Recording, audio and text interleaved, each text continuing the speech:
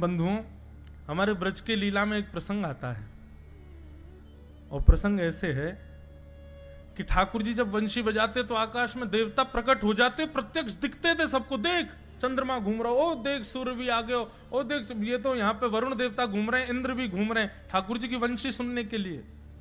एक बार सब भगवान के ग्वाल बाल ललता विशाखा आदि सखीन से कहने लगे, सुनिए हमारे लाला की वंशी, देख रहे हो देवता भी सुनवे आमे लाला की वंशी को।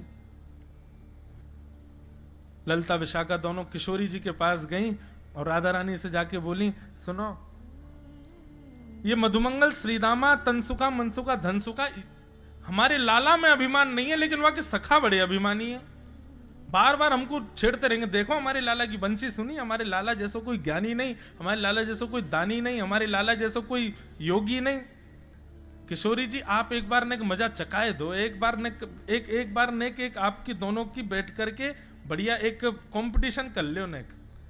श्री जी बोली, अरे नहीं, कहा है श्याम सुंदर को विजयी रहने दो ना सदैव। नहीं एक दिन तो आपको बैठना पड़ेगा। और सखीन की बात मान करके एक दिन यमुना जी पे एक तरफ सब सखा और ठाकुर जी, और एक तरफ सब सखी और किशोरी जी, संगीत को बढ़िया आयोजन है रोए, कौन ज्यादा बढ़िया बजावे। ठाकुर जी लेके आए वंशी और किशोरी जी लेके आई वीणा। बैठ गए। पहले ठाकुर जी ने वंशी बजाई। अब जैसी वंशी बजाई आकाश में देवता प्रकट है गए। महाराज सबरी ऋतुएं एक साथ आ गई, सर्दी लगे, कभी गर्मी लगे, कभी जेठ को महीना, कभी कछु, हर क्षण ऋतु बदल रही है, ऐसी ठाकुर जी की वंशी। यमुना जी स्तब्ध हो गई हैं, बह नहीं रही हैं, वृक्षों ने हिलना बंद कर दिया है, सुंदर पवन में चंदन की सुगंधी आ रही है ठाकुर जी की वंशी से। ऐसी स्थिति हो गई, वातावरण का वर्णन नहीं किया जा सकता। और सब मधुमंगल श्रीदामा कहें, देखिए हमारे लाला की वंशी।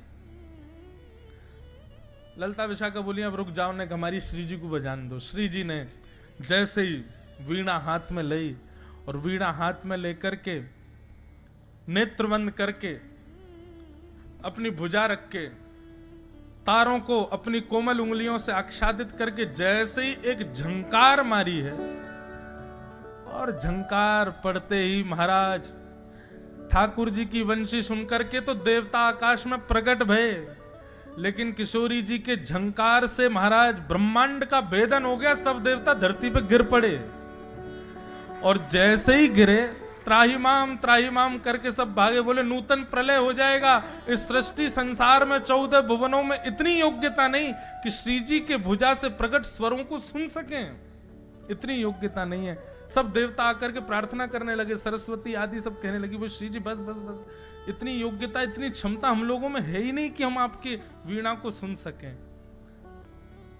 मधुमंगल श्रीदामा इधर उधर पड़े भये, कहीं उठ करके आए, सिर अपने संभाले, बोले कहा भयो, देखी तो महाराज ठाकुर जी किशोरी जी के चरणन में बैठे। बोले कि आप ही हमारी गुरु हो, हम तो आपके दास हैं। और वह दिन से ठाकुर जी रोज ट्यूशन पढ़ने जाते हैं किशोरी जी के पास।